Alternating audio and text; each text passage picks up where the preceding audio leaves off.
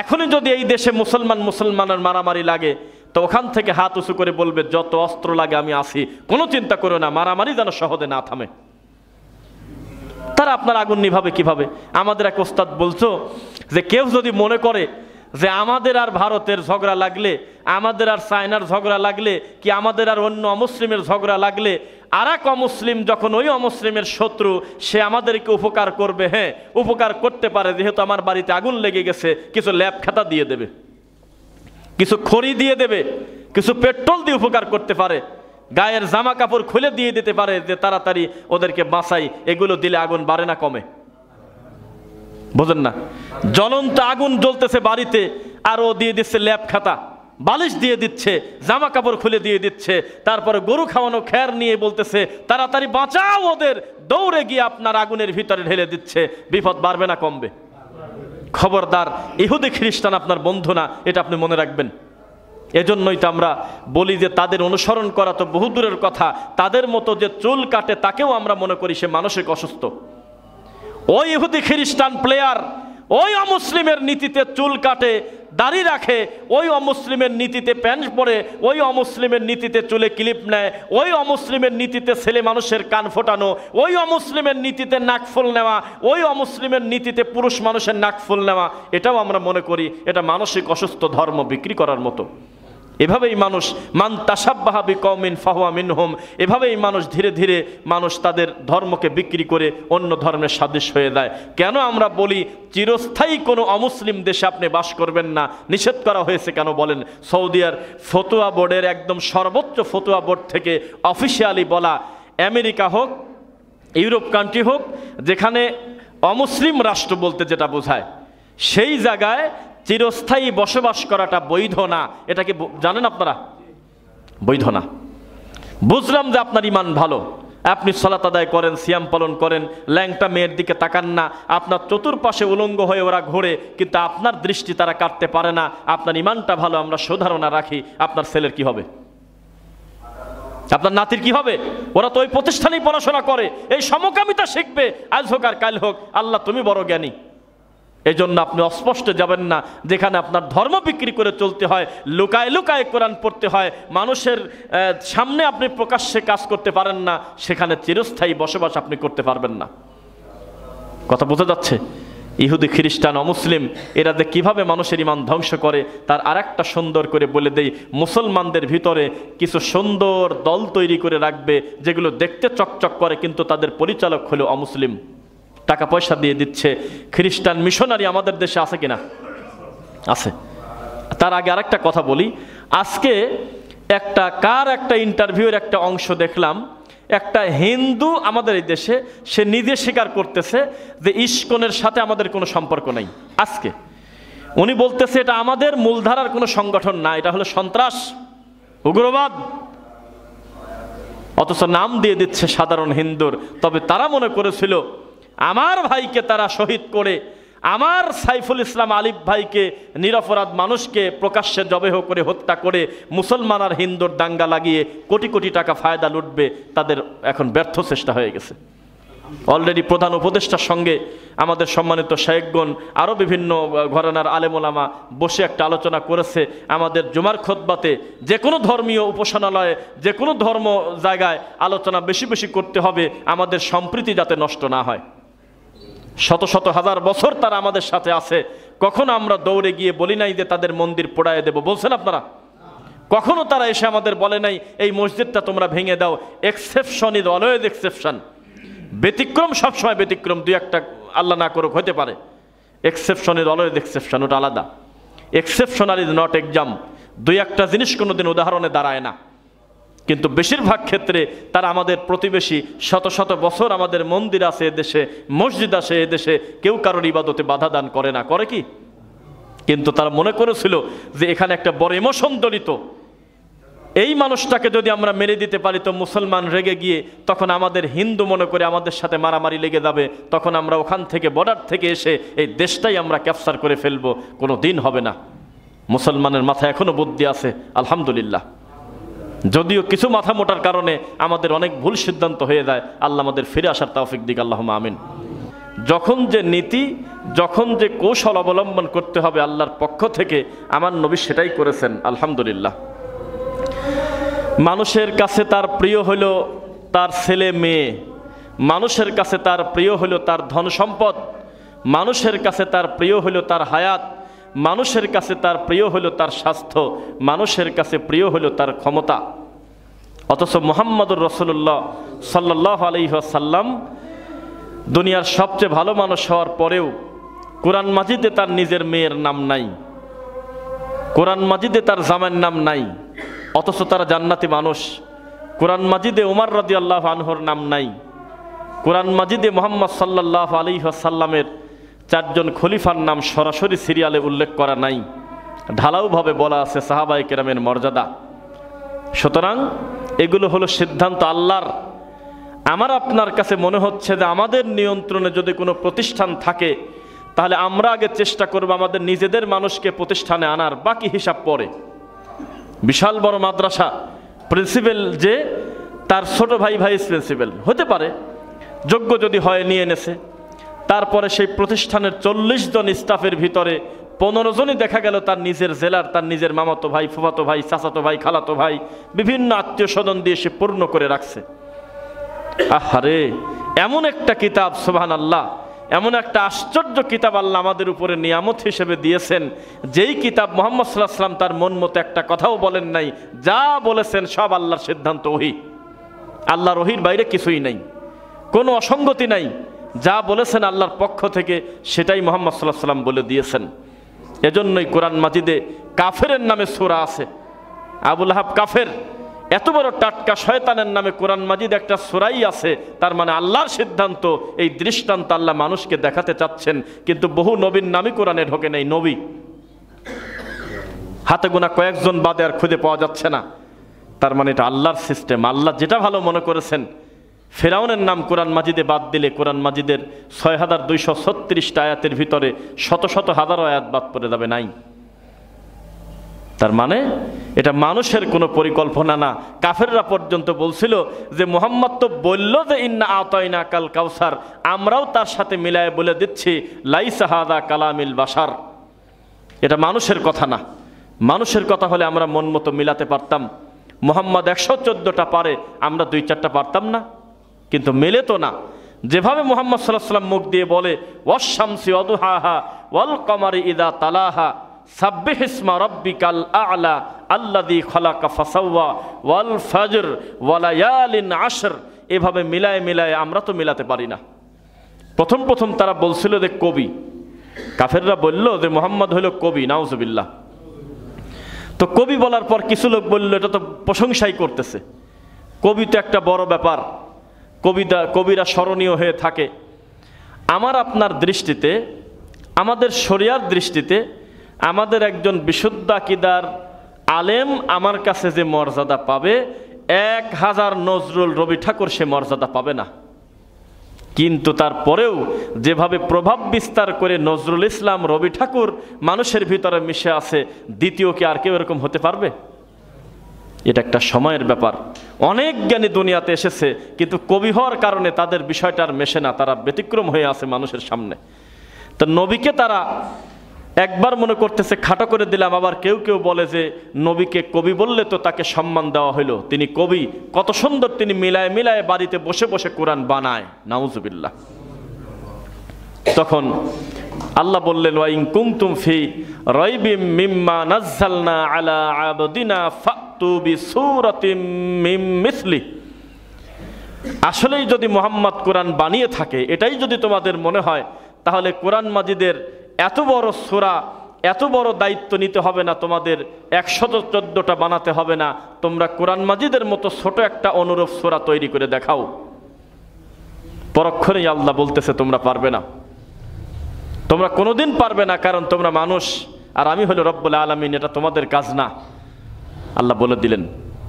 তো যখন তার আমার নবীকে কাফেররা কবি বলল, তখন আল্লাহ কোরআন মাজিদের আয়াত নাজিল করে দিয়েছেন আউযু বিল্লাহি মিনাশ শাইতানির রাজিম ওয়া মা আল্লামনাহু আশ-শি'রা ওয়া মা ইয়ানবাগি লাহ, আমি আমার নবীকে কবি বানাই নাই, তোমরা যা পারো বলো।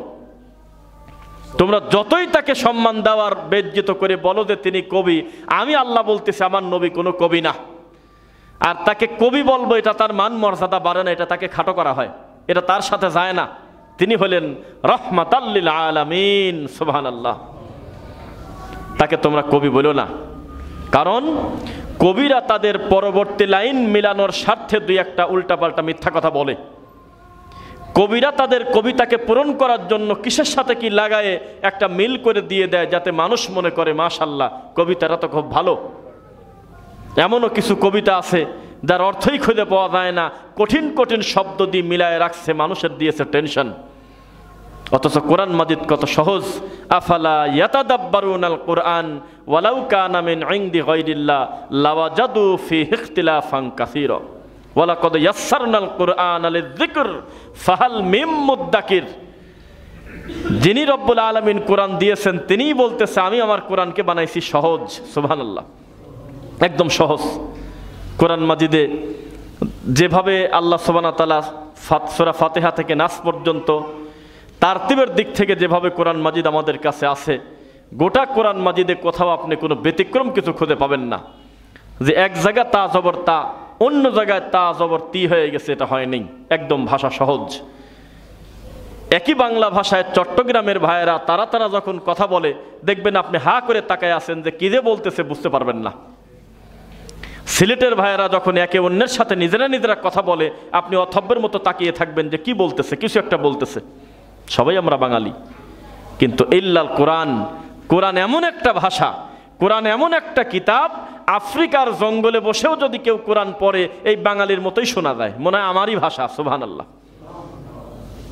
অথচ তাদের মাতৃভাষার সাথে আপনার মাতৃভাষার এত অমিল, সারাদিন আপনি কথা বলবেন আপনার বাংলা সে বোঝে না। কিন্তু কোরআন মাজিদ যখন তেলাওয়াত করে তখন যে কোনো ভাষার লোক তেলাওয়াত করলেও আলহামদুলিল্লাহকে আলহামদুলিল্লাহই বলে। কি বলেন? সহজ করে দিয়েছে। তা আমি আজকে যে বিষয়ে বক্তব্য দিব ইনশাআল্লাহ, ইসলাম ধ্বংসকারী, কাফের, মুশরিক, ভিন্ন ভিন্ন নাম থাকতে পারে, মূলত সবাই অমুসলিম, মুশরিক, কাফের। এই কাফেররা কিভাবে ষড়যন্ত্র করে আমাদের ইসলামকে ধ্বংস করার জন্য এবং আমাদের ভাইয়ে ভাইয়ে দ্বন্দ্ব লাগানোর জন্য, সেই ব্যাপারে বলবো ইনশাআল্লাহ। শুরুতে আপনাকে বলে নিলাম যে কোরআন মাজিদের মর্যাদা এবং কোরআন মাজিদ সম্পর্কে আগে কাফেরদের কি ধারণা ছিল। কম চেষ্টা করে নাই যে কোরআন মাজিদে কোনো ভুল ধরা যায় কিনা, তারা পারে নাই। এখন আপনাকে আমি নিয়ে যাব পিস টিভির একটা আলোচনার একটা অংশে, তখন কাফেরদের নকশা কাকে বলে একটু দেখাই। ডক্টর জাকির নায়েককে প্রশ্ন করেছেন একজন অমুসলিম যে আপনি যে বলেন যে ইসলাম হলো একমাত্র ধর্ম, আপনি বললেন যে ইসলাম হলো সবচেয়ে শান্তির ধর্ম, তা আপনাদের ভিতরে এত দল কেন, আপনাদের ভিতরে এত তরিকা কেন, তাহলে আমরা বুঝবো কোনটা যে এটা সঠিক। তখন তিনি এমন একটা দামি কথা বলছিল, এই কথা যদি জাতিসংঘে দাঁড়ায় কোনো বাপের বেটা যদি বোঝাতে পারতো, তাদের আত্মাটা ভরে যেত যে আসলে ইসলাম কি জিনিস। কিন্তু সুযোগ নাই, কে যাবে, কার কথা কে শোনে। তিনি বলেছিলেন যে এটা সত্য যে আনফরচুনেটলি এই দলগুলো হয়ে গেছে, তরিকাগুলো হয়ে গেছে, কিন্তু পৃথিবীর যে কোনো ধর্ম যদি, ইসলাম না যে কোনো ধর্ম যদি আপনি বুঝতে চান, তাহলে এই ধর্মের অনুসারীকে দেখবেন না ধর্মগ্রন্থ দেখবেন। তখন দেখে যে কথা তো বিপদ।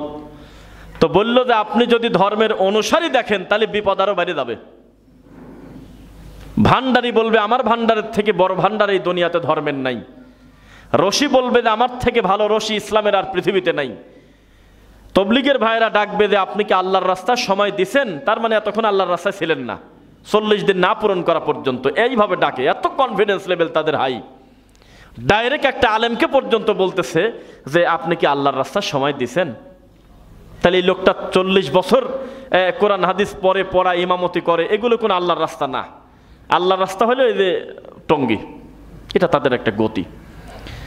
তো এই যে যেটা মনে করে, আবার একজন পীর সাহেবের তরিকার লোক বলতেছে যে হক্কানি আল্লাহর ওলির হাতে কি বায়াত হইছেন, নিজেকে কি সমর্পণ করে দিছেন, এখনো আত্মসমর্পণ কি করছেন। তার মানে সে বোঝাতে চাচ্ছে আপনি যত ভালো হন না কেন, একজন পীরের হাতে মারেফতের একজন লোকের কাছে গিয়ে নিজেকে সঁপে না দেওয়া পর্যন্ত আপনি ভালো মুসলমান হতে পারেন নাই। নাউজুবিল্লাহ। তো ডক্টর জাকির নায়েক বলল যে কোনো ধর্ম বুঝতে গেলে ধর্মের অনুসারী দেখা লাগে না। ধর্মের অনুসারীরা তো নিজেদের সুবিধার জন্য মারামারি করে, দুনিয়াবি কিছু লোভের কারণে অমুসলিমের সাথে মিশে যায়, দুনিয়াবি কিছু কারণে তারা একে অন্যের বিরুদ্ধে লাগে। কিন্তু ধর্ম আসলে কেমন এটা বুঝতে গেলে কোরআন আর হাদিস পড়তে হবে। সুবহানাল্লাহ। হিন্দু ধর্ম আসলে কেমন এটা মন্দিরে মন্দিরে ঘুরে দেখলে হবে না, ইস্কনের কুকাম দেখলে হবে না, দেখতে হবে হিন্দু ধর্মের ভিতরে আসলে বইতে লেখা আছে কি। যখন দেখবেন হিন্দু ধর্মের ভিতরে একদম ডাইরেক্ট লেখা, রবের কোনো প্রতিকৃতি, কোনো ছবি হয় না, রব একজন, ঈশ্বর একজন, তখন আপনার মনে হবে এ তো শয়তানি করতেছে সবাই। যখন দেখবেন ইন্নাদ-দীন ইনদাল্লাহিল ইসলাম, আল্লাহর কাছে একমাত্র মনোনীত জীবন ব্যবস্থা হলো ইসলাম, ওয়া মাইয়াবতাগি গায়রাল ইসলাম দীনান ফালাই ইউকবালা মিন ওয়া হুয়া ফিল আখিরাতি মিনাল খাসিরিন। আল্লাহর কাছে মনোনীত একটাই জীবন ব্যবস্থা, তার নাম ইসলাম। তার মানে আর কোনো অপশন রাখা হয়নি। বোঝা যাচ্ছে? একজন আলোচকের একটা বক্তব্য দেখলাম, ভাইরাল হয়েছে আমাদের এক ভাইয়ের, যে সর্বশ্রেষ্ঠ ধর্ম ইসলাম না একমাত্র ধর্ম ইসলাম? একমাত্র ধর্ম ইসলাম। এখানে শ্রেষ্ঠ 1 নাম্বার 2 নাম্বার 3 নাম্বারের কোনো সুযোগ নেই। এমন না যে অন্যদের থেকে তুলনামূলক ভালো, নাউজুবিল্লাহ, অন্যরাও ভালো, তবে ইসলাম হলো সবচেয়ে বেশি ভালো, এমন কোনো সুযোগ নাই। ইন্নাদ-দীন ইনদাল্লাহিল ইসলাম। আপনার এখানে ক খ গ ঘ সিরিয়াল নাম্বার দেওয়া নাই, আপনার হাতে কোনো অপশনই নাই, ডাইরেক্ট বলতে হবে একমাত্র জীবন ব্যবস্থা হলো ইসলাম, কোনো সুযোগ নেই, আর কোনো পথই নেই। ওয়া মাইয়াবতাগি গায়রাল ইসলাম, তবে ইসলামের বাইরে যে গায়রে ইসলাম অন্যান্য মত তরিকা আছে, দীনান জীবন ব্যবস্থা আছে, ফালাই ইউকবালা মিন, সেটা কোনো দিন লান তাকিদ কঠিন শক্ত করে বলা হচ্ছে সেগুলো গ্রহণযোগ্য হবে না। শুধু তাই না, তার আখিরাতে হবে ক্ষতিগ্রস্ত, এ কথা রব্বুল আলামিন কোট করে দিয়েছে কোরআন মাজিদে। তো এখন আপনাকে আমি বলি, ইসলাম কি একমাত্র ধর্ম না সর্বশ্রেষ্ঠ ধর্ম? একমাত্র, আর কোনো ধর্ম পৃথিবীতে নাই। ওরা যে বলছে যে আমরা সনাতন ধর্ম, মিথ্যুক। কিসের সনাতন? সনাতন শব্দ তাদের দৃষ্টিতে মানে পুরাতন, অথচ আদম আলাইহিস সালাম হলো ইসলামের উপর ছিলেন। সুবহানাল্লাহ। নূহ আলাইহিস সালাম দাওয়াত দিয়েছে ইসলামের, তাহলে আমরা পুরাতন হলাম না? কিসের সাথে কি লাগায়? কয়দিন আগে ডেলিভারি হলো যাদের, তারা বলতেছে আমরা হলো সবচেয়ে প্রাচীন ধর্ম। জি না, কোনো দিন এই সুযোগ নাই। আল্লাহর কাছে একটাই ধর্ম ইসলাম। পরবর্তীতে আমরা ভাই ভাই দ্বন্দ্ব করে বাপের জমি বেশি গাঁদা খাইছি, সেটা ভিন্ন কথা, কিন্তু সম্পদ ছিল বাপের, নষ্ট করছি আমরা। আর আমি কামড়া কামড়ি করে, আমি এক ভাই আর এক ভাইকে মেরে দিয়ে, এক ভাই যাচ্ছে দরগায়, এক ভাই যাচ্ছে দরগায়, এক ভাই যাচ্ছে মাজারে, এক ভাই যাচ্ছে আল্লাহর ঘরে। এটা আমাদের দোষ, এটা তো ইসলামের দোষ না। কিন্তু মূলত তো ইসলাম একটাই, তার নাম হলো আল্লাহ রহি। এর বাইরে আর কোনো ধর্ম পৃথিবীতে নেই। এখন আপনাকে নকশা কিভাবে তৈরি করে ইসলামকে ধ্বংস করার, এটা আপনাকে বোঝাই। সারা পৃথিবীতে সমস্ত ইহুদিকে চিরুনি দিয়ে যদি আপনি আশ্রয় এক জায়গা করেন, কত কোটি হবে? হ্যাঁ, না না, ইহুদি 300 কোটি বললেন, 3 কোটিও নাই, 2 কোটিও ফুল নাই, 2 কোটি ধরেন। সারা পৃথিবীর ইহুদি, তাদের সংখ্যা হলো 2 কোটি, কিন্তু ইহুদি নামটা শোনার সাথে সাথে সারা পৃথিবীর নিরীহ মানুষের ভিতরে একটা টেনশন ঢুকে দেয়। কি একটা জিনিস তারা! ইহুদি শব্দ শুনলেই একটা আতঙ্ক লাগে ভিতরে, বাপরে বাপ, তারা এত বড় ক্ষমতাধর, অথচ তাদের সংখ্যা মাত্র 2 কোটি। এটা টেনশন দেখেন কোথায় দিয়েছে। এখন আল কুফফারু মিল্লাতান ওয়াহিদা, এই ব্যাপারে আমাদের মুসলমান নামধারী, আমাদের ইসলাম ব্যবহার নাম লকব নিয়েও আমাদের অনেক ভাই এটা বুঝতে চায় না যে কাফেরদের নাম ভিন্ন হতে পারে, কিন্তু সব কাফের মুসলমানের বিরুদ্ধে এক, সবাই তার ইসলামের শত্রু। আপনি মনে করতেছেন আমার এই রাষ্ট্র হলো, এদেরকে ঠেকাতে হবে আরেক অমুসলিম দিয়ে, নাউজুবিল্লাহ মিন যালিক, জীবনে কোনোদিন সম্ভব না। তাদের রক্তে মিশে আছে মুসলমানের দুশমনী। ইয়া আইয়ুহাল্লাযীনা আমানু, হে ইমানের স্বীকৃতি প্রদানকারীরা, লা তাত্তাখিযুল ইয়াহুদা ওয়ান নাসারা আউলিয়া, খবরদার ইহুদি খ্রিস্টানকে তোমরা বন্ধুরূপে গ্রহণ করো না। বা'দুহুম আউলিয়াউ বা'দ, তারা নিজেরা বন্ধু, একে অন্যের ভাই, তোমার ভাই তারা না। সুযোগ পেলেই ইসলামের ক্ষতি তারা করবেই। কাফেরদের নাম ভিন্ন, কিন্তু মুসলমানের বিরুদ্ধে সব কাফের এক, ইসলামের বিপক্ষে, ঠিক কিনা? এর এইভাবেই ইসলামকে ধ্বংস করার চেষ্টা করে। এখন ইহুদি খ্রিস্টানের আমি কি বললাম সংখ্যায় এই পৃথিবীতে সবচেয়ে অল্প হলো আপনার ইহুদি, মাত্র 2 কোটি। কেউ বলতেছে 1.5 কোটি, 1 কোটি প্লাস, 3 কোটি না, এটা শিওর। আর আমাদের সংখ্যা কতশো কোটি? প্রায় 250 কোটি। আমাদের সংখ্যা প্রায় 250 কোটি, আমরা মুসলিম। তা আমাদের সাথে এভারেজে হিসাব করলে তারা পার্সেন্টেই পড়ে না। সেই ইহুদি আমাদের মুসলমানকে কচুকাটা করে, সেই ইহুদি আমার ভাইকে হত্যা করে, সেই ইহুদি আমার মুসলিম ভাইকে নির্বিচারে মারে, সেই ইহুদি আমার মুসলিম ভাইকে হাসপাতালে পর্যন্ত বোম মারি মারে। আপনি বোঝেন না শক্তি কোথা থেকে আসে? এখনই যদি আপনার একটা যুদ্ধ লাগে, এটা আপনারা বোকার স্বর্গে আছেন অনেকে, আমি জানি। আপনাদের ধারণা আমার অমুক রাষ্ট্র আমাকে হেল্প করবে, অমুসলিম যেহেতু ওর বিপক্ষে আর এক দল আছে। জি না, কোনো দিন সেটা সম্ভব হবে না। আপনি মনে রাখবেন, সমস্ত কাফের মুসলমানের বিরুদ্ধে এক, সমস্ত কাফেরদের একই সিদ্ধান্ত, ইসলাম মিটিয়ে দিতে পারলে আমাদের সব ঠিক আছে। অন্য কোনো ধর্মে কোনো কর্ম নাই, অন্য কোনো ধর্মে কোনো কাজ নাই। কোনো ধর্মে আছে 2 মাস, 1 মাস, 15 দিন, 3 মাস পরে নারকেল ফাটান লাগে, দুর্গার সামনে ঝামেলা শেষ। কোন ধর্মে আছে রবিবারে গিয়ে নামাজ পড়ে আসে, আরে রুকুর সে সিস্টেম আলাদা, সেজদার গঠন আলাদা, কিভাবে সেজদা দেয়, কিভাবে রুকু করে তার হিসাব নাই। গিয়ে বলতেছে আল্লাহর স্ত্রী মারিয়াম আল্লাহর সন্তান ঈসা, ধর্ম নাকি হয়ে গেছে। একমাত্র ইসলামে আছে প্রচুর পরিমাণে কাজ, এই জন্য এর বিরোধিতাও বেশি। অন্য সব ধর্মে বলা আছে মদ খারাপ, অন্য সব ধর্মে লেখা আছে জুয়া খারাপ, অন্য সব ধর্মে লেখা আছে জেনা ব্যভিচার খারাপ, কিন্তু এই কথা লেখা নাই যে বুক পর্যন্ত মাটির ভিতরে গাড়ে তাদেরকে পাটকেল মেরে মারিয়ে দাও যদি বিবাহিত হয়, কথা লেখা নাই। অন্য কোনো ধর্মে এই কথা লেখা নাই যে যখনই তোমরা দেখবে বিবাহিত জেনা করে ফেলেছে 2 জন, তাহলে তাদেরকে 100 লাঠি পিটায়ে এলাকা ছেড়ে 1 বছরের জন্য তাড়িয়ে দাও। এই কথা কোনো ধর্মে লেখা নাই, শুধু লেখা আছে ইসলামে। তাদের সাথে আমাদের পার্থক্য এক জায়গা, তাদের ধর্মেও অনেক ভালো কথা আছে, কিন্তু কোনো আদেশ নিষেধের কথা নাই, শুধু বলা আছে ভালো, মন্দকে বলা আছে মন্দ। আর ইসলাম একমাত্র ধর্ম যেটা হাতে হাতে ফলাফল। কয়েকটা হাত কাটা যদি হয়ে যেত শরিয়া মোতাবেক, তাহলে আর ব্যাংক ডাকাতি শত শত কোটি গায়েব এদেশ থেকে কখনো হতো না।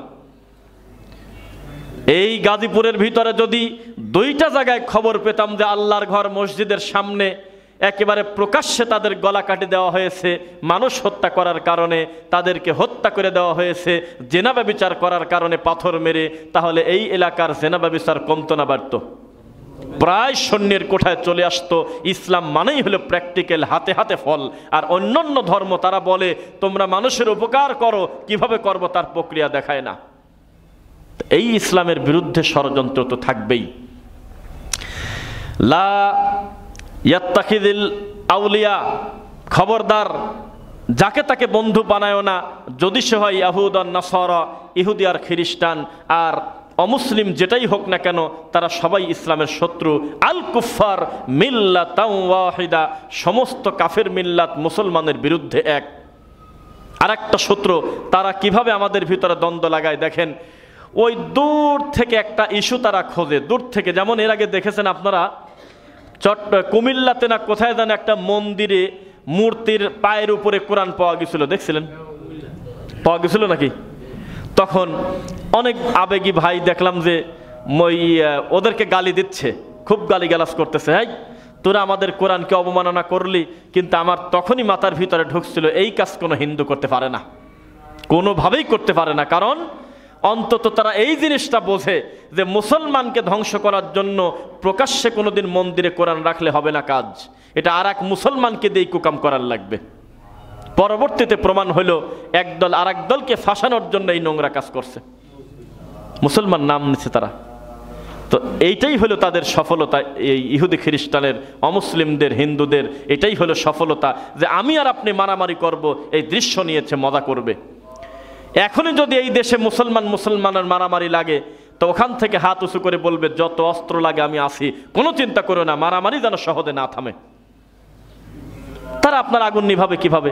আমাদের এক ওস্তাদ বলছো যে কেউ যদি মনে করে যে আমাদের আর ভারতের ঝগড়া লাগলে, আমাদের আর চায়নার ঝগড়া লাগলে, কি আমাদের আর অন্য অমুসলিমের ঝগড়া লাগলে আর এক অমুসলিম যখন ওই অমুসলিমের শত্রু, সে আমাদেরকে উপকার করবে। হ্যাঁ, উপকার করতে পারে। যেহেতু আমার বাড়িতে আগুন লেগে গেছে, কিছু ল্যাব খাতা দিয়ে দেবে, কিছু খড়ি দিয়ে দেবে, কিছু পেট্রোল দিয়ে উপকার করতে পারে, গায়ের জামা কাপড় খুলে দিয়ে দিতে পারে যে তাড়াতাড়ি ওদেরকে বাঁচাই। এগুলো দিলে আগুন বাড়ে না কমে? বোঝেন না? জ্বলন্ত আগুন জ্বলতেছে বাড়িতে, আর ও দিয়ে দিচ্ছে ল্যাব খাতা, বালিশ দিয়ে দিচ্ছে, জামা কাপড় খুলে দিয়ে দিচ্ছে, তারপরে গরু খাওয়ানো খ্যার নিয়ে বলতেছে তাড়াতাড়ি বাঁচাও ওদের, দৌড়ে গিয়ে আপনার আগুনের ভিতরে ঢেলে দিচ্ছে। বিপদ বাড়বে না কমবে? খবরদার, ইহুদি খ্রিস্টান আপনার বন্ধু না, এটা আপনি মনে রাখবেন। এজন্যই তো আমরা বলি যে তাদের অনুসরণ করা তো বহুদূরের কথা, তাদের মতো যে চুল কাটে তাকেও আমরা মনে করি সে মানসিক অসুস্থ। ওই ইহুদি খ্রিস্টান প্লেয়ার ওই অমুসলিমের নীতিতে চুল কাটে, দাড়ি রাখে, ওই অমুসলিমের নীতিতে প্যান্ট পরে, ওই অমুসলিমের নীতিতে চুলে ক্লিপ নেয়, ওই অমুসলিমের নীতিতে ছেলে মানুষের কান ফোটানো, ওই অমুসলিমের নীতিতে নাকফুল নেওয়া, ওই অমুসলিমের নীতিতে পুরুষ মানুষের নাকফুল নেওয়া, এটাও আমরা মনে করি এটা মানসিক অসুস্থ ধর্ম বিক্রি করার মতো। এভাবেই মানুষ মান তাশাব্বাহা বিকওমিন ফাহুয়া মিনহুম, এভাবেই মানুষ ধীরে ধীরে মানুষ তাদের ধর্মকে বিক্রি করে অন্য ধর্মের সাদৃশ্য হয়ে যায়। কেন আমরা বলি চিরস্থায়ী কোনো অমুসলিম দেশে আপনি বাস করবেন না, নিষেধ করা হয়েছে কেন বলেন? সৌদিয়ার ফতোয়া বোর্ডের একদম সর্বোচ্চ ফতোয়া বোর্ড থেকে অফিসিয়ালি বলা, আমেরিকা হোক, ইউরোপ কান্ট্রি হোক, যেখানে অমুসলিম রাষ্ট্র বলতে যেটা বোঝায়, সেই জায়গায় চিরস্থায়ী বসবাস করাটা বৈধ না। এটা কি জানেন আপনারা? বৈধ না। বুঝলাম যে আপনার ইমান ভালো, আপনি সালাত আদায় করেন, সিয়াম পালন করেন, ল্যাংটা মেয়ের দিকে তাকান না, আপনার চতুর্পাশে উলঙ্গ হয়ে ওরা ঘোরে, কিন্তু আপনার দৃষ্টি তারা কাটতে পারে না, আপনার ইমানটা ভালো, আমরা সুধারণা রাখি। আপনার ছেলের কি হবে? আপনার নাতির কি হবে? ওরা তো ওই প্রতিষ্ঠানেই পড়াশোনা করে, এই সমকামিতা শিখবে, আজ হোক আর কাল হোক। আল্লাহ তুমি বড় জ্ঞানী। এই জন্য আপনি অস্পষ্ট যাবেন না, যেখানে আপনার ধর্ম বিক্রি করে চলতে হয়, লুকায় লুকায় কোরআন পড়তে হয়, মানুষের সামনে আপনি প্রকাশ্যে কাজ করতে পারেন না, সেখানে চিরস্থায়ী বসবাস আপনি করতে পারবেন না। কথা বোঝা যাচ্ছে? ইহুদি খ্রিস্টান অমুসলিম এরা যে কীভাবে মানুষের ইমান ধ্বংস করে তার আরেকটা সুন্দর করে বলে দেই। মুসলমানদের ভিতরে কিছু সুন্দর দল তৈরি করে রাখবে, যেগুলো দেখতে চকচক করে কিন্তু তাদের পরিচালক হলো অমুসলিম, টাকা পয়সা দিয়ে দিচ্ছে। খ্রিস্টান মিশনারি আমাদের দেশে আছে কিনা? আছে। তার আগে আরেকটা কথা বলি, আজকে একটা ইন্টারভিউয়ের একটা অংশ দেখলাম, একটা হিন্দু আমাদের এই দেশে সে নিজে স্বীকার করতেছে যে ইস্কনের সাথে আমাদের কোনো সম্পর্ক নেই। আজকে উনি বলতেছে এটা আমাদের মূলধারার কোনো সংগঠন না, এটা হলো সন্ত্রাস, উগ্রবাদ, অথচ নাম দিয়ে দিচ্ছে সাধারণ হিন্দুর। তবে তারা মনে করেছিল আমার ভাইকে তারা শহীদ করে, আমার সাইফুল ইসলাম আলিফ ভাইকে, নিরপরাধ মানুষকে প্রকাশ্যে জবেহ করে হত্যা করে মুসলমান আর হিন্দুর দাঙ্গা লাগিয়ে কোটি কোটি টাকা ফায়দা লুটবে, তাদের এখন ব্যর্থ চেষ্টা হয়ে গেছে।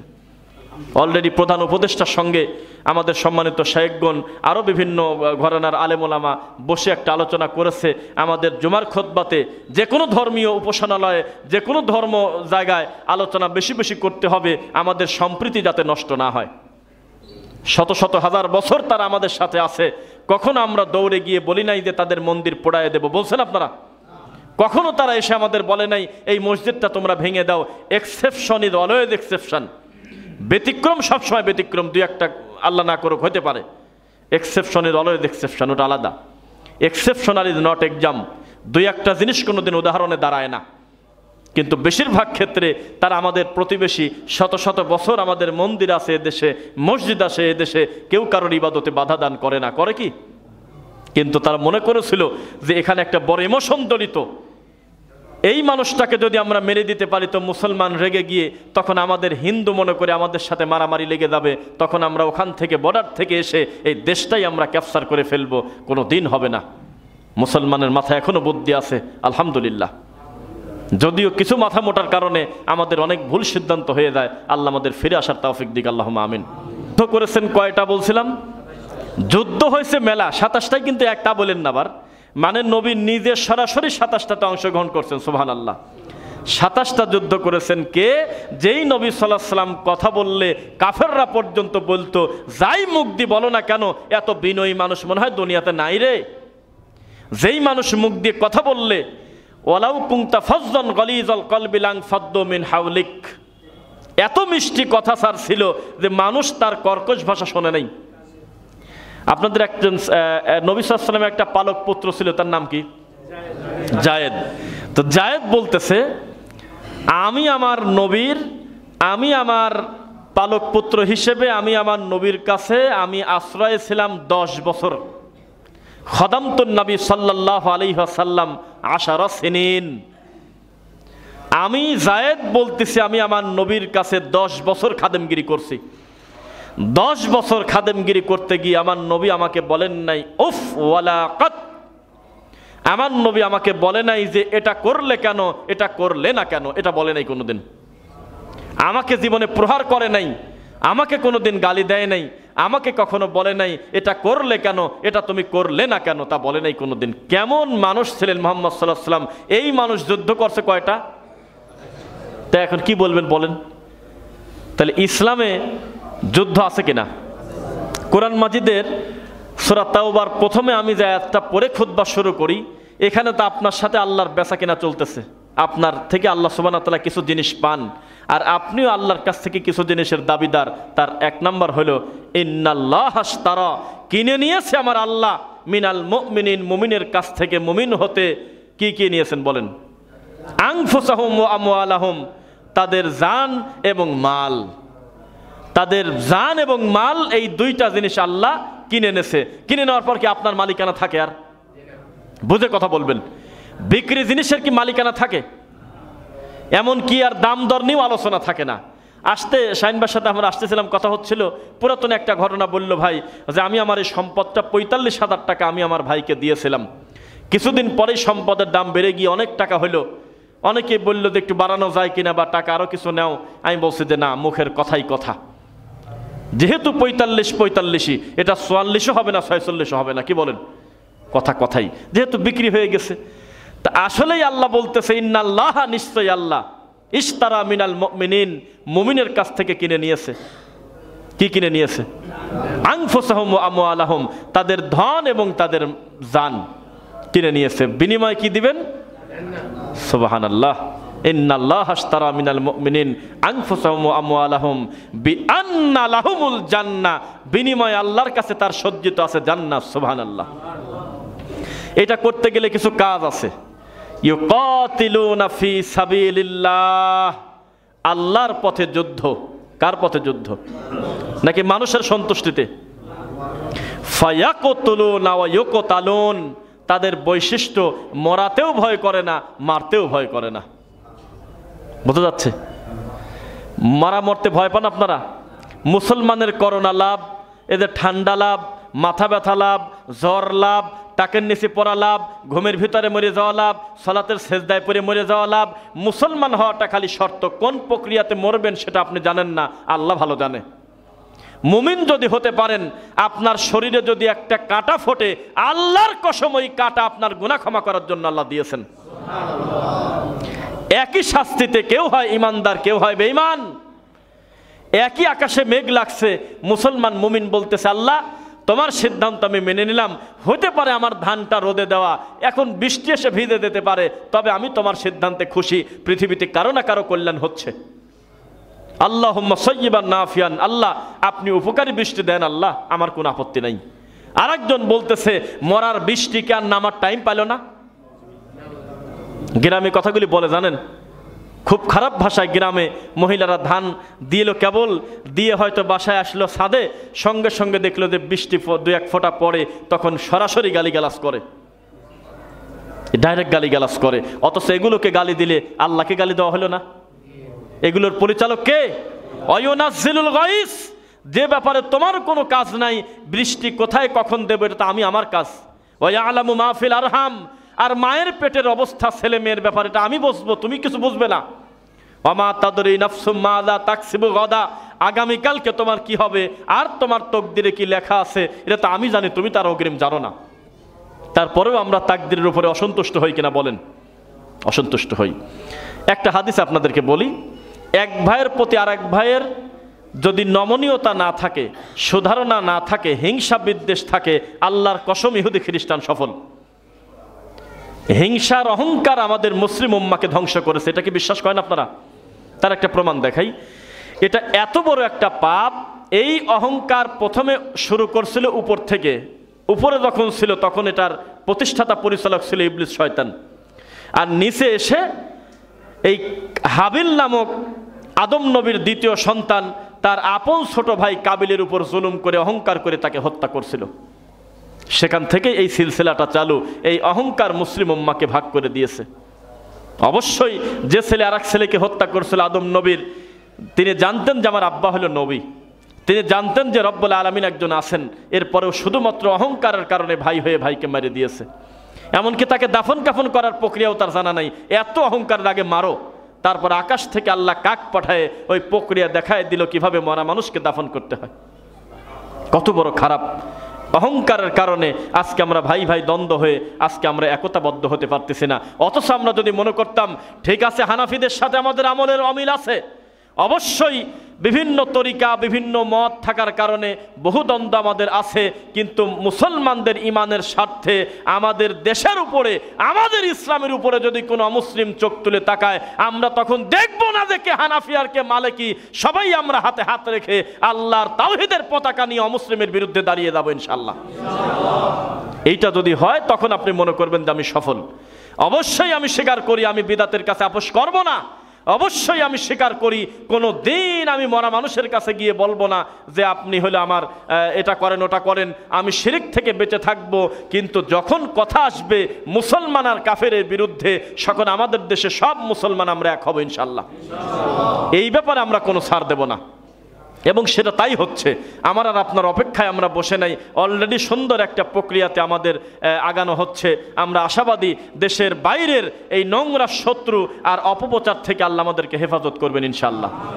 ইহুদি খ্রিস্টান আপনি আর আমি সুখে থাকি এটা সে চায় না। ওই যে ইন্ডিয়ার একটা বাংলা নিউজ চ্যানেল আছে, এই সাংবাদিক যখন কথা বলে, মানে আমি তো মানুষ, আমার ভিতরটা যে কেমন করে আমি জুমার খুতবায় বলতে পারবো, ওটা কি মানুষ? ওর পৃথিবীর কোনো জন্তু দিয়ে উদাহরণ দিলে আপনি সে জন্তুর সাথে ইনসাফ করলেন না। এত বড় খারাপ! এমনভাবে তার বডি ল্যাঙ্গুয়েজ, এমন তার অঙ্গভঙ্গি, এমন তার ফিজিক্যাল নড়াচড়া, এমন চিৎকার দিয়ে উঠে একবার চট্টগ্রাম কয়দা আমার হয়ে যাচ্ছে, আবার ফেনী নিয়ে যাবে, কি শয়তানি করতেছে, এগুলো নিয়ে দেখতেছি আর ভাবতেছি আল্লাহ, এই গরুর পেশাব খাওয়া লোকের যদি এই বিশ্বাস হয়, তাহলে মুসলমান দুধ খায়, মুসলমান মধু খায়, তাহলে এর কি হবে? একে বোঝে ওদের প্রধান খাদ্য হলো গরুর পেশাব, আর ওদের ধর্মগুরু বলতেছে ছেলে হয় না, ছেলে তো হবেই না, গরুর গোবর খাও, বাচ্চা পেটে না আসলে গোবর খাও। সে গোবরের আবার বিভিন্ন জাত আছে, দেশি গাভীর গোবর এক দাম, বিভিন্ন রকমের গোবর দিয়ে প্যাকেট করে করে তারা বিক্রি করে, তারা খায়। এটাকে মানুষ? আপনি মনে রাখবেন, সংখ্যা কোনোদিন সত্যের মাপকাঠি হতে পারে না। বদর যুদ্ধের পরের যুদ্ধ কি হয়েছে বলেন তো দেখি? উহুদ। এই যুদ্ধে নবী সাল্লাল্লাহু আলাইহি ওয়াসাল্লামের কোন যুদ্ধে বলেন তো? আল্লাহর রাসূলের পিছন থেকে তার সঙ্গী সাথীদেরকে ধোঁকা দিয়ে মিথ্যা কথা বলে ভাগায় নিয়ে গিয়েছিল 3 ভাগের 1 ভাগ। কোন যুদ্ধে? উহুদ। কে নিয়ে গিয়েছিলেন? আব্দুল্লাহ বিন উবাই সুলুল। যেদিন এই কাজটা করে সেদিন আমার নবী কষ্ট পাইছিল যে আমার পিছন থেকে এই সংখ্যায় লোক আমরা তার 3 ভাগের 1 ভাগ ভাগিয়ে নিয়ে চলে গেছে। তখন নবী সাল্লাল্লাহু আলাইহি ওয়াসাল্লামকে আল্লাহ এমন একটা কথা বলে সান্ত্বনা দিল, এই একটা আয়াত যদি আজকের জুমার খুতবায় মনে রাখে, আমি মনে করি এই ইমানের জজবা নিয়ে এই গরুর পেশাব খাওয়া লোকের বিরুদ্ধে আপনার যুদ্ধ করতে কোনো কষ্ট হবে না ইনশাআল্লাহ। কি বলছিলেন? আউযু বিল্লাহি মিনাশ শাইতানির রাজিম, ওয়ালাকাদ নাসারাকুমুল্লাহু বিবাদরিন ওয়া আনতুম আযিল্লাহ। হে নবী, আপনি ভেঙে পড়বেন না, আপনি ভয় করবেন না, চিন্তা করবেন না। বদরে যেভাবে আমি আল্লাহ সহযোগিতা করছি, ওই একই আল্লাহ আমি আপনাকে সহযোগিতা করব। আপনি কি বদরের কথা মনে নাই? বদরে ছিলেন আপনারা কয়জন? হাজারও না, 313। ওরা ছিল কত? 1000+।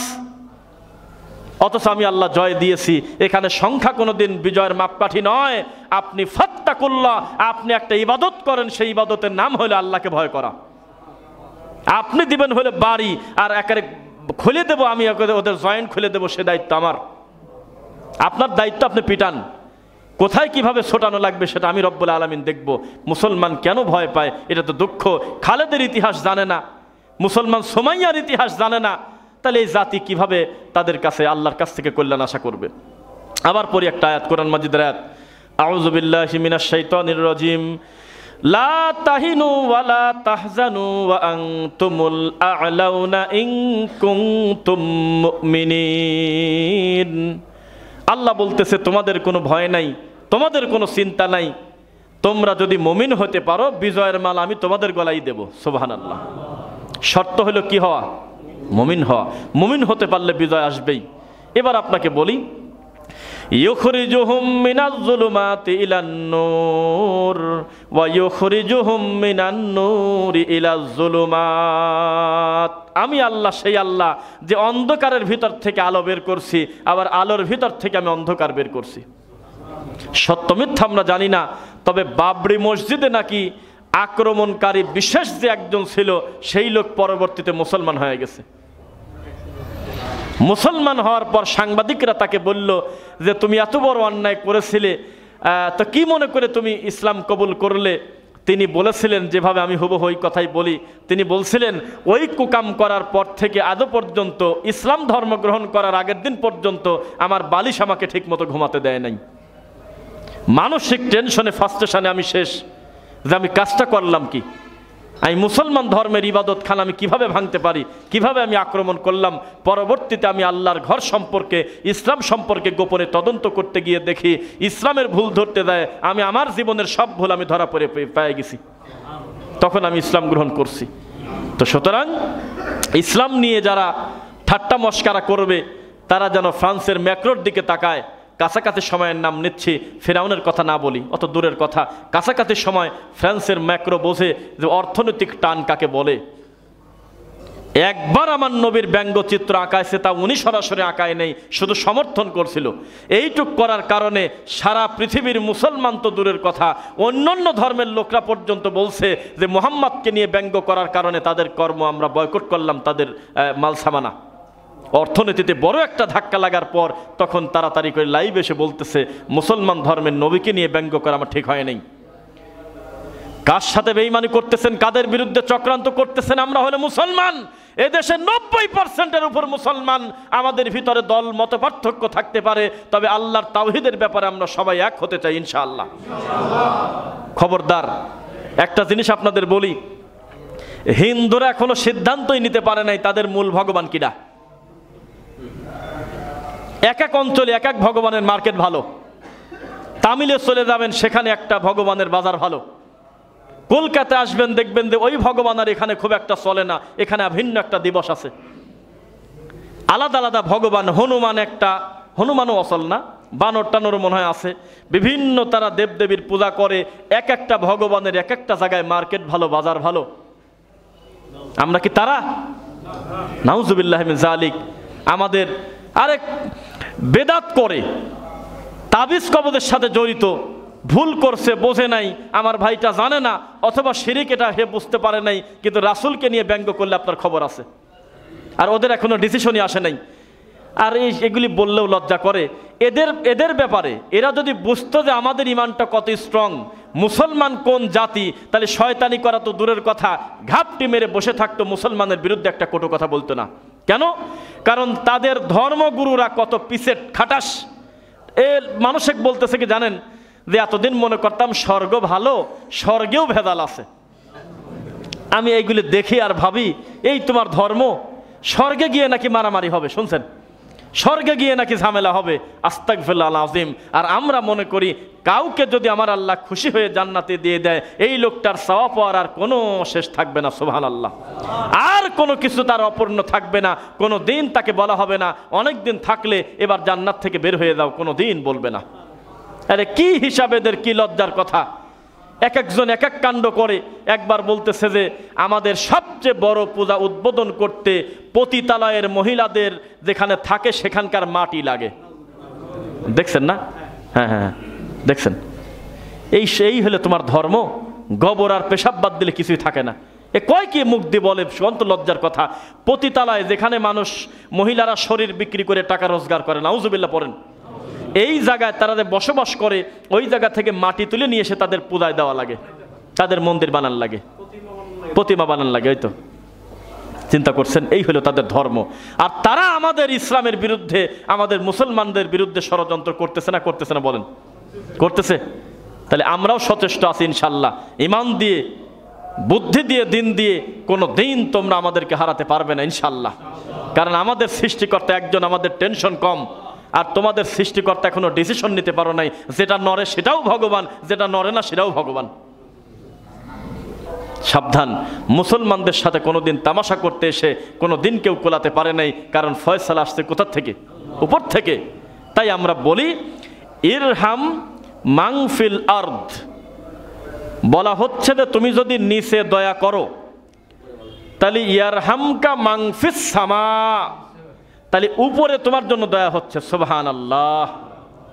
তাই আমরা রহম করি, আমি এক ভাই আরেক ভাইয়ের প্রতি দয়া করি। এবার একটু ধাক্কা দিই আপনাদের। রুহামা উ বাইনাহুম আশিদ্দাউ আলাল কুফার মুহাম্মাদুর রাসূলুল্লাহ ওয়াল্লাযীনা মাআহু আশিদ্দাউ আলাল কুফার রুহামাউ বাইনাহুম তারাহুম রুকআন সুজদান ইয়াবতাগুনা ফাদলাম মিনাল্লাহি ওয়া রিদওয়ানা সীমাহুম ফি উজুহিহিম মিন আসারিস সুজুদ যালিকা মাসালুহুম ফিত তাওরাতি ওয়া মাসালুহুম ফিল ইনজিল। মুহাম্মদ সাল্লাল্লাহু আলাইহি ওয়াসাল্লাম কে? এটা পরিচয় করায় দিচ্ছে আল্লাহ যে মুহাম্মদ সাল্লাল্লাহু আলাইহি ওয়াসাল্লাম কে। তার ব্যাপারে বলার সাথে সাথে আল্লাহ বলতেছে ওয়াল্লাযীনা মাআহু আশিদ্দাউ আলাল কুফার, এই মুহাম্মাদের অনুসারীদেরকে যদি চিনতে চাও তাহলে তোমাদের একটা বর্ণনা দিয়ে দেই, এরা কাফেরদের বিরুদ্ধে খুব কঠিন। ওয়া রুহামাউ বাইনাহুম, আর নিজেদের ভিতরে খুব মোহাব্বত, নমনীয়। এটা নাই এ ভাই, নাই এটা আজকাল নাই, এটা নাই আমাদের দেশে, নাই এটা। আকীদা শুদ্ধ। ও একটু আগে বসবেন কষ্ট করে ভাই, সামনে আগে আসেন, আসেন, খুব সময় নিয়ে একদম দ্রুত আগে আসেন, আগে আসেন। আমি একটু শক্ত কথা বলছি গতকাল, ব্যক্তির দিকে না, সালাফি কনফারেন্সে আমি বলেছি আমাদের আকীদা শুদ্ধ, মানহাজ শুদ্ধ, 100% আমরা বেদাত মুক্ত চেষ্টা করি আলহামদুলিল্লাহ। আমাদের ভিতরে শিরক নাই, কিন্তু একটা জিনিস আমাদেরকে দিন দিন একেবারে নিচের দিকে নিয়ে যাচ্ছে, তার নাম হলো অহংকার, হিংসা। পেট ফুলে থাকে বড় হুজুরের, কোন রকম একটু সই দিয়ে টোকা দিলে ব্লাস্ট হয়ে যাবে, এত হিংসা তার ভিতরে। একই আকীদা, একই মানহাজ, সব ভালো, কয়ে অমুক বক্তা থাকলে আমি যাব না, এটা মানুষ। অমুকের নামটা কাটে দাও, অমুক জালসায় দাওয়াত দিয়েছো ওকে, তাহলে আমি যাব কেন? এরকম অসভ্য রোগী আমাদের ভিতরেই আছে। কেউ বলে না খালি পূজা করে সবাই, আমি তা পারি না। সবাই জি হুজুর জি হুজুর জি হুজুর আব্বা হুজুর করে। আমি তো ডাইরেক্ট বলছি আমাদের ভিতরে হিংসার অহংকার এত সিরিয়াস পর্যায়ে, আমাদের সামনে ভবিষ্যৎ খুব একটা ভালো না। আমি তো স্বীকারই করতেছি আমাদের সালাফি আকীদার যে কোনো আলেমের বিদ্যা যে কোনো বিদাতির থেকে বেশি আলহামদুলিল্লাহ। কারণ তারা আল্লাহ সম্পর্কে তাদের ভালো ধারণা, তাওহীদ ভিত্তিক তাদের বুদ্ধি, ওহী ভিত্তিক তারা দাওয়াতি কাজ করে, সব ঠিক, কিন্তু হিংসা আর অহংকার সব শেষ করে দিচ্ছে। কঠিন কঠিন একটা জালসার পোস্টার 6 বার ফটোকপি করতেছে, 6 বার ডিজাইন করতেছে অনলাইনে, কামারের বংশ, অথচ সবাই নিজেকে দাবি করতেছে সালাফি। মাঝখান থেকে 2 বক্তাকে কাটে দিয়েছে। এই বক্তা থাকলে বড় হুজুরের নাকি ইগোতে লাগে, ছোট লোক, বেদাতির থেকে এই ব্যাপারে খারাপ। তাই আমি গুগলে লিখছি, বলছিলাম যে কুকুরও কুকুরের মাংস খায় না, কিন্তু আমাদের এই বড় হুজুররা আর এক হুজুরের বিরুদ্ধে এমনভাবে, মানে অফলাইনে এবং অনলাইনে পর্যন্ত তাদের একে অন্যের ব্যাপারে এত আক্রোশ, এটা আমাদের খুব খারাপ দিকে নিয়ে যাচ্ছে। দোয়া করে মানুষের সামনে দেখানোর জন্য, আল্লাহ হাজার হাজার তরুণ দায়ী তৈরি হোক এদেশে, 64টা জেলায় হাজার হাজার তরুণ দায়ী হয়ে বেদাতির ঘরের ভিতরে তাওহীদের দাওয়াত পৌঁছে যাক। কিন্তু যখন হয়ে যায় তখন আবার ল্যাজ ধরে টানে, খুব খারাপ। কেউ এভাবে বলবে না, নিশ্চিত থাকেন, সবাই খালি পূজা করে, সবাই পূজা করবে। জি আমি দায়িত্ব নিয়ে বলতেছি, এইভাবে কেউ বলবে না। এই বড় হুজুরদের এই সিন্ডিকেটের বিরুদ্ধে কেউ বলবে না। বড় হুজুর দোয়া করে না, ইল্লা কলিলা, সামান্য কিছু ব্যতিক্রম থাকতে পারে, করে না। আপনার বাবার মা হয়তো দোয়া করতে পারে, আল্লাহ আলাম, আর আল্লাহ আপনার কল্যাণ চান। নইলে বড় হুজুর সিন্ডিকেট আপনাকে কোনো দিন উঠতে দেবে না। তার দৃষ্টিতে তার বাপদাদা, তার বংশ হুজুর ছাড়া বড় হুজুর দুনিয়াতে নেই। আমি একটা জায়গায় জুমার খুতবা দেই, এইটা শুধু ফিস করা, আর আরেকটা খুতবা ফিস করা পূর্বাচলে। তা আমি তাদেরকে বলছিলাম, ভাই আমাকে যদি আপনি শায়েখ হিসেবে নেন তাহলে আমি খুতবা দেব না। বহুভাবে ধরছেন খুতবার জন্য, ভালোবাসেন আমাকে, আমাকে মনে করবেন যে আমি আপনার একটা ভাই, এইটা মনে করে আপনার মসজিদে খুতবা দেব। নইলে বড় হুজুরের সিন্ডিকেট এসে আপনাকে আমার ব্যাপারে, আর এক ভাইয়ের ব্যাপারে এমনভাবে বলবে, মনে হবে আমার সে খারাপ মানুষ দুনিয়াতে নেই। আপনি সিন্ডিকেটে পড়ে যাবেন। তখন বলছিল কথাটা বুঝি নাই, পরবর্তীতে একদিন বলছে যে হারে হারে বুঝলাম। কঠিন কামড়া কামড়ি, আল্লাহ হেদায়েত দিক। এই যদি আপনার চিন্তা হয় এক ভাই আরেক ভাইয়ের ব্যাপারে সরাসরি কোরআন মাজিদের বিরোধী, আশিদ্দাওয়ালাল কুফার হওয়ার কথা ছিল কাফেরের বিরুদ্ধে শক্ত, এ মুসলমানের বিরুদ্ধে শক্ত হয়েছে কন্ত জ্বালা। রুহামা ওয়াইনাহুম, তারা একে অন্যের সাথে খুব নমনীয়, বিনয়ী, নরম, কিন্তু উল্টা হচ্ছে না। বলেন তো একটু কথা, উল্টা হয়ে গেছে। তা আমরা কি হিংসামুক্ত থাকতে পারবো ইনশাল্লাহ? আল্লাহর কসম, আমার আর আপনার হিংসাতে খুলে আমাদের ক্ষতি করে না, সারা পৃথিবীর অমুসলিমদের উপকার করে। তারা জিতে গেছে, এভাবেই তো তারা আমাদেরকে ধ্বংস করে দেওয়ার প্ল্যান করতেছে। হিংসামুক্ত এবং সমস্ত অমুসলিমদের এইরকম নীল নকশা চক্রান্ত যাতে ধূলিসাৎ হয়ে যায়, এইরকম ইমান তুমি আমাদের দাও, বুদ্ধিভিত্তিক। আল্লাহুম্মা আমিন। জুমার খুতবার প্রথম পর্ব শেষ করছি। বারাকাল্লাহু লানা।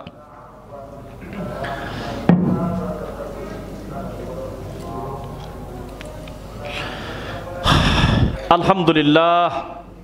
ربنا اغفر لنا ولإخواننا الذين سبقونا بالإيمان ولا تجعل في قلوبنا غلا للذين آمنوا ربنا إنك رؤوف رحيم رب ارحمهما كما ربياني صغيرا ربنا آتنا في الدنيا حسنة وفي الآخرة حسنة وقنا عذاب النار فإن خير الحديث كتاب الله وخير الهدى هدى محمد صلى الله عليه وسلم وشر الأمور محدثاتها كل محدثة بدعة وكل بدعة ضلالة وكل ضلالة في النار। আল্লাহ তুমি আমাদের অতীতের ভুলগুলো ক্ষমা করে দাও আল্লাহ। যে কথা বলতেছিলাম, কথাগুলো শক্ত হলেও কথাটা সত্য। আকীদা এক, মানহাজ এক, সব এক, শুধুমাত্র হিংসার কারণে এক ভাই আরেক ভাইকে দেখতে পারেন। এটা কি সুন্দর হইল? দুনিয়াবি জাগতিক ভুলভ্রান্তি চিরদিন মানুষের থাকবে, শুধু দেখবেন যে লোকটা শিরকের দিকে ডাকে কিনা, প্রকাশ্য বিদাতের দিকে ডাকে কিনা, আকীদা নষ্ট করে ফেলেছে কিনা, আল্লাহ সম্পর্কে কটু মন্তব্য করেছে কিনা, রাসূল সম্পর্কে তার ধারণা কি। যদি সব ঠিক থাকে, দুনিয়ার ভুলভ্রান্তি আমরা সংশোধন করে নেব ইনশাআল্লাহ। কিন্তু মনে রাখবেন, কেউ সংশোধন করতে চায় না। সবাই আমার হাতের দিকে তাকান। এইরকম করে আছে বড় হুজুররা, আপনার আর এক হুজুর, আপনার আর এক ভাই, আর এক বড়, মানে যে যার উপরের বড় হুজুর। এটা নট অনলি আমাদের, যে কোনো জায়গায় হতে পারে। আপনার উপরের, সেটা ইঞ্জিনিয়ারি হতে পারে, ডাক্তারি হতে পারে, আপনার লেভেলে যাই হোক না কেন, সবাই এরকম ফানা ধরে আছে। সবাই খুব রাত দিন আফসোস করে, আল্লাহ এই লোকটা একটা ভুল করে না, ভুল করলেই তো ধরব। 500টা বক্তব্য দিয়েছেন, 500টা বক্তব্যে হাজারো মানুষের কল্যাণ হয়েছে। কত সুন্দর বক্তব্য দিয়েছেন। এই সিন্ডিকেট বড় হুজুরের কোনো দিন দেখবেন না যে লিখবে আলহামদুলিল্লাহ এগিয়ে যাও, তোমার জন্য অন্তর থেকে দোয়া করি, কথা লেখার টাইম তাদের হাতে নাই। এত সুন্দর তারা ঠান্ডা। এই ঠান্ডা লোক গরম হবে কবে জানেন? এই 500 বক্তব্যের ভিতরে একটা বক্তব্যে আপনি ভুল বলে ফেলেছেন কোনো একটা কথা, তখন আপনি দেখবেন যে কিছু ল্যাংটা বাচ্চা আপনার বিরুদ্ধে ক্রস চিহ্ন দিয়ে গালাগালি করতেছে। ওই বড় হুজুর আবার নিচে যায় কমেন্ট করতেছে, এই বাজারি বক্তাদের বিরুদ্ধে লাগো বাবা, আমি আছি তোমার পাশে। সিন্ডিকেট, আল্লাহর কসম সিন্ডিকেট, একদম মিডিয়াতে বলে দিচ্ছে সিন্ডিকেট ডেঞ্জারাস, খুব খারাপ। শেয়ার বাজার থেকে বড় কেলেঙ্কারীরা দোয়া করে যে মানুষের সামনে দেখায় যে আল্লাহ হাজার হাজার তরুণ দায়ী তৈরি হোক, আল্লাহ দাওয়াতি কাজ করে মানুষের দিন বুঝুক, মানুষ কত বেদাত শিরকের ভিতরে আছে, কিন্তু হওয়ার পরে সবচাইতে আগে লেজ ধরে টানে এরা। খুব খারাপ। রুহামাউ বাইনাহুম নাই। আমার মোবাইলে এখনো 3-4টা পোস্টার আছে, আমি পোস্ট দিতে পারতেছি না। পোস্ট দিলে কালকে আমার খবর করে দিবি। আমার বাপ দাদা তুলে গালিগালাজ করবে, আমাকে খারিদি বানায় দেবে, ইহুদির দালাল বানায় দেবে। দালাল বানাবে না, অন্য অন্য শব্দ দিয়ে আমাকে গালিগালাজ করবে। কি মুআজ বিন জামাল নামে একটা বক্তা আছে, তিনি দ্বিতীয় বক্তা, আমি প্রধান বক্তা, কুড়িগ্রাম নাগেশ্বরী, এটা তার এলাকার মাহফিল ছেলেটার। তাই দেখি যে তার নামের পরে মাদানি লেখা। তাই বললাম ভাই ওনার নাম যদি উপরে না দেন তাহলে আমি যাব না। তাই এটা কোন ধরনের কথা? এখানে তো আমাদের ডিসিশন, এটা আপনার কি করার। তাই বললাম না, আপনি বুঝবেন না। অনলাইনে আর একটা দুনিয়া আছে, এই দুনিয়াতে আমাকে কালকে একেবারে শেষ করে দেবে। আমাকে দেওয়ার সাথে সাথে সব বড় হুজুর উঠে পড়ে লাগবে, বলবে যে দেখো কি হয়ে যাচ্ছে, দুনিয়া ধ্বংস হয়ে গেল। তো কচ্ছে আপনি মনে হয় জানেন না, এই ছেলে তো এখন অধ্যয়নরত, আপনার থেকে অন্তত 15 বছরের ছোট, এই এলাকার ছেলে, আমরা তাকে ভালোবাসি, তাকে দ্বিতীয় বক্তা দিছি। আমি বললাম তারপরেও নয়, আগে পিছে লকআপ কাটি একবারে লেভেলে নিয়ে আসেন, তাছাড়া আমি পোস্ট দেবো না, এখনো দেইনি। এই সাতক্ষীরা চৌরি বাজার নামে একটা জায়গা, এরকম যাই হোক, সেখানে যাব 28 তারিখ। সেখানে আমার আগে একজন, আমার দ্বিতীয় বক্তা একজন মাদানী আলেমকে দিয়েছে, আর আমাকে দিয়েছে প্রধান বক্তা, এখনো পোস্ট দেয়নি। মারাত্মক সিন্ডিকেট।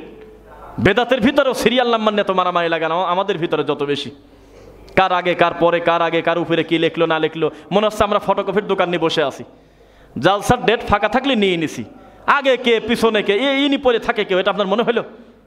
পোস্টার যখন আসে দেখা গেল আমরা খেয়াল করি নাই, দেখে দেবো অলরেডি শত শত লোক লিখতেছে এদেরকে বয়কট করুন, দেখো আজকে ধর্ম কোথায়, এই বাজারি বক্তারা প্রধান বক্তা হয়ে গেছে, এদেরকে বয়কট করুন। বয়কট করে কি তোমার আব্বা তাহেরিকে ঢোকাবে?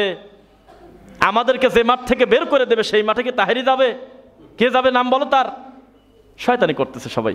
আল্লাহর কাছে তাদের জন্য কল্যাণ চান, আল্লাহ যেন হিংসামুক্ত, যেন বিশুদ্ধ আকীদার আলেমদেরকে ঐক্যবদ্ধ হওয়ার তৌফিক দিন। কেউ বলবেন আমি দায়িত্ব নিয়ে বলতেছি মিডিয়াতে, সব সিন্ডিকেটে পড়ে সবাই খালি পূজা করে, নমনীয় নমনীয় করে, কিন্তু মূলত সত্য কথা বলতে হবে। পেট ভরা হিংসা, কোনো রকম খোসা দিলে পেটই ফাস্ট হয়ে যাবে।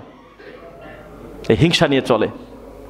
এক পোস্টার কমিটি বানাইছে জালসার পোস্টার, প্রধান বক্তা মিস্টার ক, দ্বিতীয় বক্তা খ, বা সিরিয়ালে 10টা বক্তার নাম দিয়েছে, তা 10টা লোকেরই হোয়াটসঅ্যাপে পোস্টার পাঠিয়ে দিয়েছে, হুজুর আপনারা বড় মাহফিল, তাহলে আপনারা আপনাদের ফেসবুক থেকে পোস্ট করে দেন। দেয় না এরকম? ফেসবুক থেকে পোস্ট করে দেন। তো বড় হুজুর আবার দেখলো যে আমার এই 2-3টি হুজুরের পছন্দ হচ্ছে না, ওরা ছোট শয়তানি করে ডাইরেক্ট ইবলিসের চোখে মনে হয় পেশাব করে দিয়েছে, মাঝখান থেকে 2-3টা সুন্দর করে এডিট করে কাটিয়ে দিয়ে সুন্দর করে ওর সিন্ডিকেটের যে বক্তা আছে তার নাম ঠিক পোস্ট মেরে দিয়েছে। এই তো ধর্ম, এই তো আমরা চলতেছি দিন দিন। কোথায় যাচ্ছেন আপনি বলেন? কোন লজ্জা এই মানহাজে আমরা কিভাবে আমরা দাওয়াতি কাজ করতেছি, এই কষ্ট আপনি কোথায় রাখবেন? কেউ বলবে না, সবাই বলতেছে জি হুজুর, জি হুজুর, আব্বা হুজুর, তো একই কথা। এটা তো আপনাদের মুখেরই কথা। শেখ হারুন হোসাইন হাফিজাহুল্লাহ অনেকদিন আগে 17 সালে মনে হয় পিস টিভির আলোচক তখন একটা কথা বলছিল আমাদের ব্যবহার সম্পর্কে, সেদিন আমারও খারাপ লাগছিল, এইভাবে বলে কি কারণে, পরে দেখতেছি হারে হারে সত্য। তিনি বলছিল আমল নিয়ে কথা হবে না, আকীদা নিয়ে কোনো সমস্যা নাই, মানহাজ নিয়ে সমস্যা নাই, বেদাত শিরকের বিরুদ্ধে তারা সব ঠিক, আচরণের ব্যাপারে পরিস্থিতি খুবই খারাপ, আদব। আমরা আজকে তাই দেখতেছি।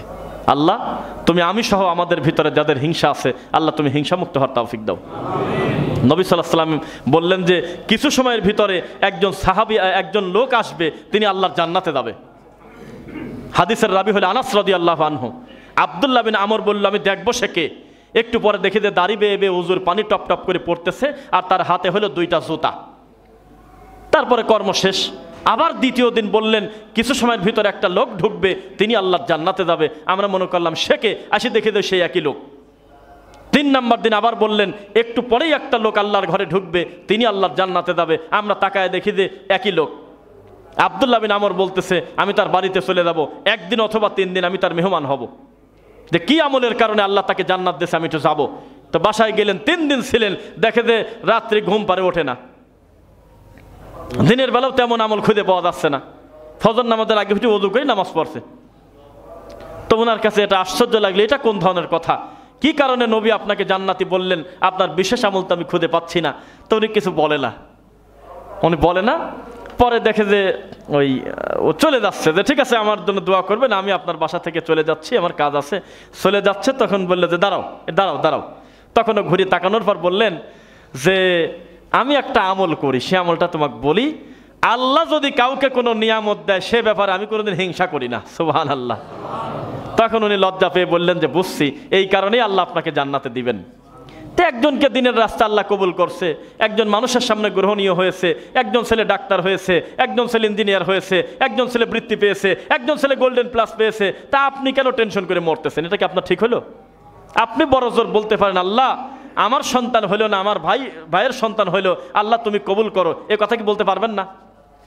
এটা বলার লোক নাই সমাজে, খুবই কম। ইল্লা কলিলা বলছি, মানে অল্প সংখ্যক লোক বাদে অধিকাংশ আপনার হিংসা, অধিকাংশ অহংকারের কারণে আজকে জনাল জ্বলে দিয়ে দিচ্ছে। কথা কি রাগ করলেন আপনারা?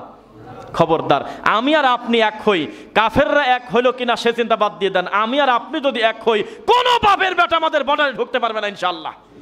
কোনো বাপের বেটার ক্ষমতা নাই ওই গরুর পেশাব খেয়ে এসে এই মুসলমানদের বিরুদ্ধে কোনো ঠাট্টা মস্কারা করে। এরা হলো 313 জন নিয়ে 1000-এর বিরুদ্ধে যুদ্ধ করার লোক। এই মানুষ তারা ভয় পাবে এটা আপনি মনে করলেন? কোনোদিন না। আল্লাহ সাহায্য আসবেই আসবে ইনশাআল্লাহ।